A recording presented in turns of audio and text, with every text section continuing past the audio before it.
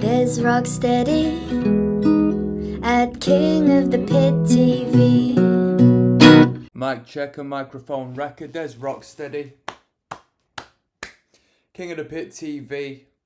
Come on now, people. We got the chats today. We're listening to the chaps' debut LP, yeah? High Risk Behaviour. Now, I'll tell you what.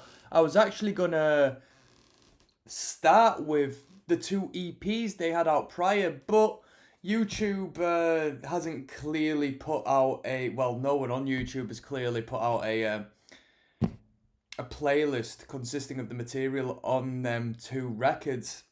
Because I would have started there because my introduction to the chats was via their single Smoko, or at least their music video Smoko, which was on one of them releases, and it was a great track.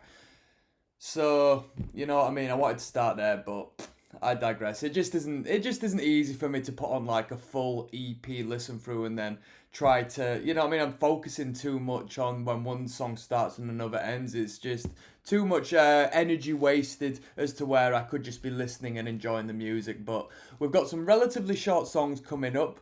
I don't know what to expect as far as this particular record, but what I've heard of the band from prior when I've come across them before, it's like Australian Buzzcocks influenced fun punk rock music, and I'm looking forward to this one.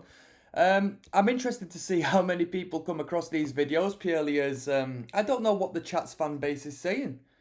But we got Stinker, track number 1, which is at 1 minute 33.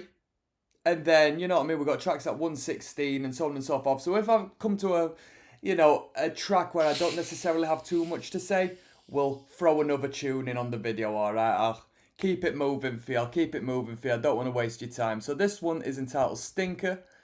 Let's go.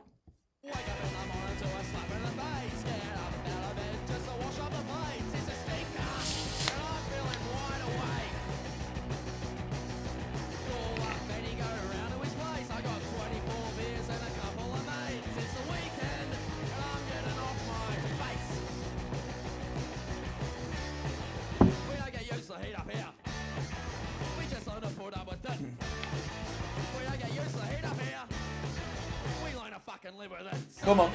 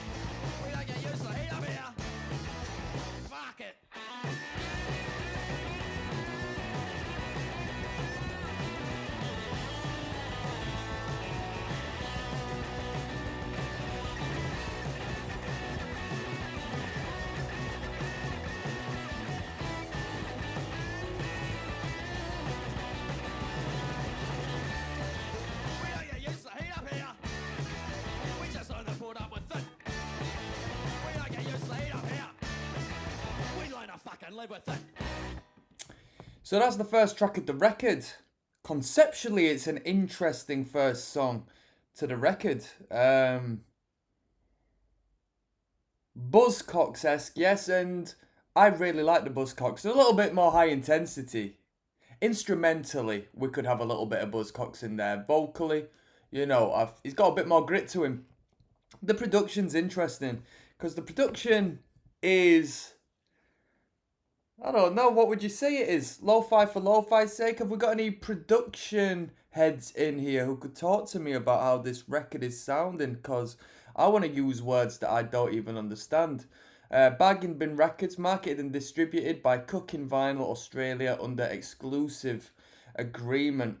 I've got the Wikipedia page open up for this band. I think they got signed to a major at this point. So... I don't know. We're going to have a look at the history surrounding this band after. But yeah, I thought they got signed to a major from my brief looking at the discography of the band. And if so, you know what I mean? Recording-wise, production-wise, it's not like high-tech studio magic, but it's punk rock, innit? But it's an interesting choice as far as production is concerned. We've got Drunk and Disorderly coming up next, so we're going to have quite a good amount of, intoxication theme, alright? Let's go. Drunk and Disorderly, yeah?